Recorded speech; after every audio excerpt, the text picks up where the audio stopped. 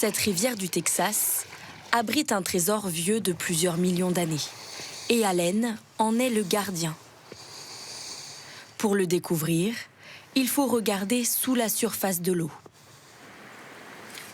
Ce que vous voyez derrière moi, ce sont des traces de dinosaures qui se promenaient ici il y a 113 millions d'années. Ces empreintes ne sont qu'une infime partie des vestiges qu'il y a ici. Il y en a bien plus, ensevelis sous nos pieds, et nous ne les avons pas encore découvertes. Des empreintes fossilisées, marque indélébile de l'histoire. Le site de Glen Rose est unique sur le continent.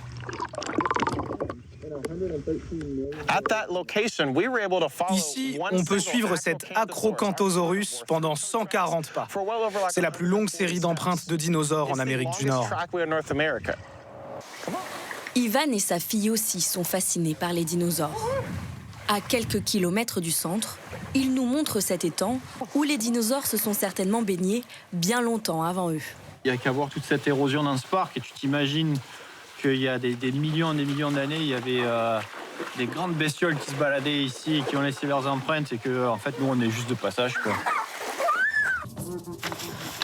À 1700 km de là, dans l'eau douce de la Crystal River en Floride, vit une autre espèce qui a traversé les âges, le lamantin.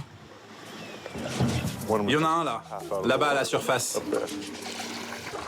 Ce mammifère à la nageoire caudale ondule dans les eaux chaudes. Son surnom, la vache des mers, pour son large mufle qui lui permet de brouter les algues. Un lamantin mange quotidiennement l'équivalent en algues de 10% de son poids. Et vu qu'en moyenne, il pèse environ 500 kilos, ça fait presque 50 kilos d'algues par jour. Si les pélicans et les dauphins continuent de vivre des jours heureux en Floride, le dérèglement climatique perturbe les lamantins. Les plus affaiblis rejoignent ce centre spécialisé du zoo de Tampa. Pour repartir du bon pied, ou pour eux de la bonne nageoire, c'est buffet à volonté.